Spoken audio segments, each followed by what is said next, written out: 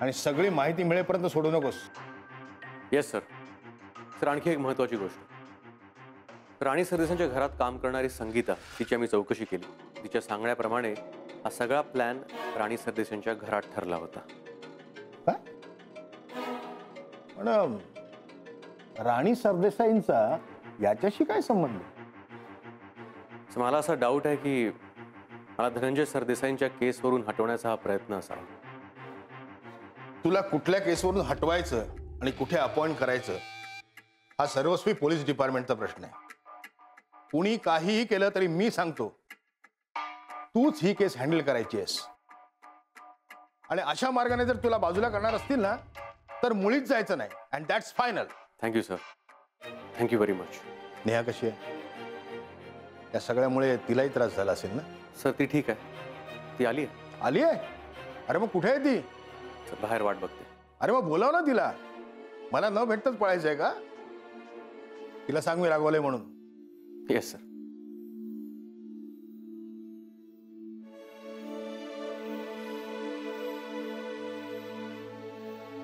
Neha, Tawde sir तुला आत बोलवतात.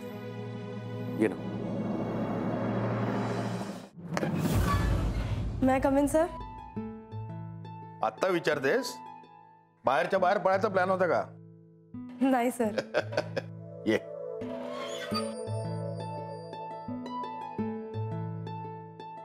काय घेणार? नाही नको सर. आम्ही डिनरला. ओ हो हो हो. Okay okay. Carry on carry on. कशी आहेस? ठीक आहे. अजय म्हणत होता की घरी वातावरण फारसं चांगलं नाहीये. नाही सर, आता सगळं ठीक आहे. अजय तू बाहेर जा. मला नेहाकडून सगळं सविस्तर ऐकायचंय. येस.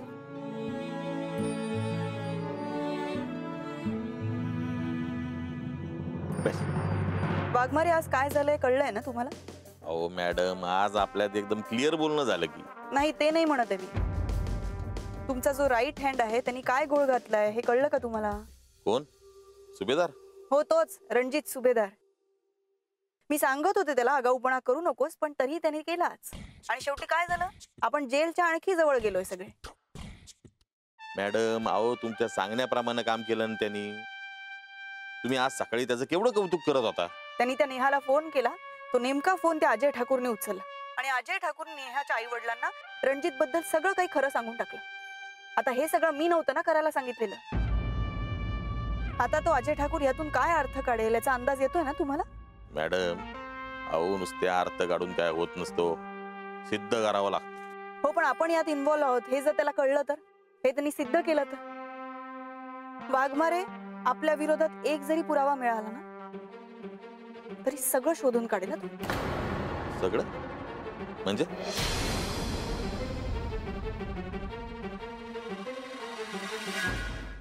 सर तुमच्यासाठी चहा सांगू का? काही नको. नेहासाठी आणि तुमच्यासाठी काही खायला मागवते. काही नको सुर्वे. सर घ्या ना सर, बरं वाटेल. मिस्टर अजय ठाकूर घ्या घ्या चहा घ्या. तुमचं खाणं पिणं चालू राहू दे. नाही केसच्या तपासामुळे त्यात व्यत्यय नको. तुम्ही इथे का नको होतं का यायला? इथे तुम्ही इतके रिलॅक्स्ड बसून गप्पा मारताय हे नको होतं का मी बघायला? मॅडम तुमचा काहीतरी गैरसमज होतोय. सकाळपासून आमचे सर फार बिझी आहेत. त्यांनी सकाळपासून काही खाल्लं पण नाहीये. I am so sorry. नाही माझं काय झालंय, मला दिवस असो रात्र असो घशाखाली अन्नाचा घासच उतरत नाही हो माझ्या. आम्ही तुमची परिस्थिती समजू शकतो मॅडम, पण तसंच तुम्ही आमची परिस्थिती समजून घ्याल तर बरं होईल. समजूनच घेते, न घेऊन सांगते कोणाला. आत्ताही तुमच्याकडे फिर्याद घेऊन आली. आता केसचा तपास कधी लागतोय याची वाट बघत बसली. समजूनच घेते की. आम्ही योग्य दिशेने तपास करतोय मॅडम. कुठली योग्य दिशा मला तरी कळू दे. ते कॉन्फिडेन्शियल आहे. अरे वा, हे बरं आहे. म्हणजे आम्ही प्रश्न विचारणार, तुम्ही उत्तरं टाळणार आणि म्हणणार कॉन्फिडेन्शियल आहे. म्हणजे काय?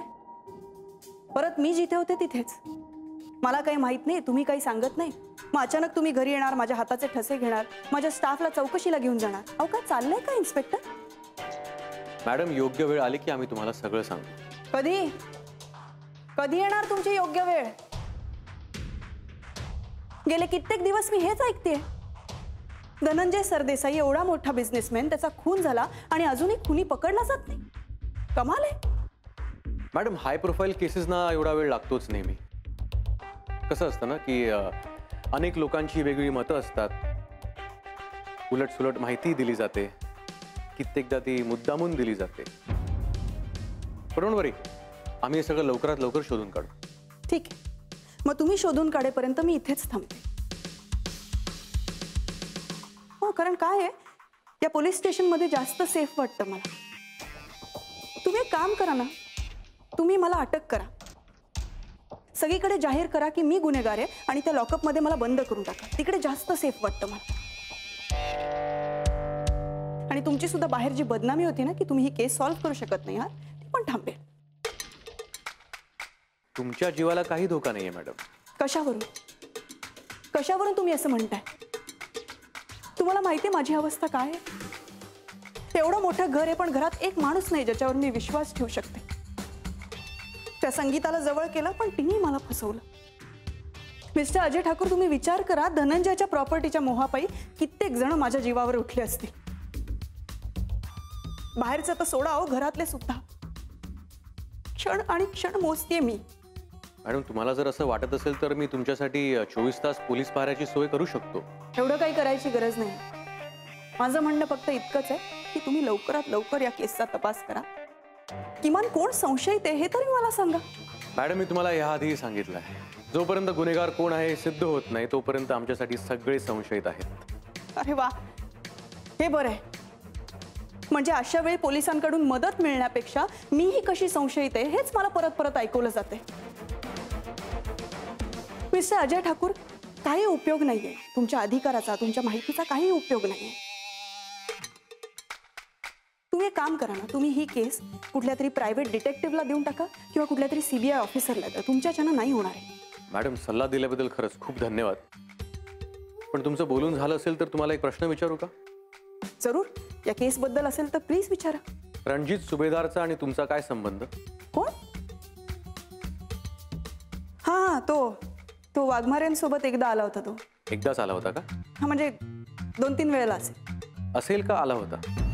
हे बघा मिस्टर अजय ठाकूर, वाघमारेंसोबत कोण येतं कोण नाही याच्याशी माझं काहीही घेणं देणं नाही. आणि वाघमारे का येतात तुमच्याकडे? अरे मिस्टर अजय ठाकूर, मी याआधीही तुम्हाला सांगितलंय की धनंजय आणि वाघमारे खूप जवळचे मित्र होते आणि धनंजय गेल्यापासून ते मला मानसिक आधार देत आहेत. मी काही बिझनेस रिलेटेड गोष्टी त्यांच्याशी शेअर करते. का आता हे सगळं करणं म्हणजे पण गुन्हा आहे तुमच्या दृष्टीने? ह्याशिवाय रणजित तुमच्याकडे कधीच आला नव्हता का, इतर कोणत्याही कारणानं? नाही, आय मीन तो रस्त्यात जरी मला कुठे भेटला तरीही मी त्याला ओळखणार नाही. अजून काही? नाही, काय नाही. मिसेस सरदेसाई, मी रणजित सुभेदारला इथे बोलवून घेतलंय. का? त्याला हे सगळे प्रश्न एकदा विचारून बघतो.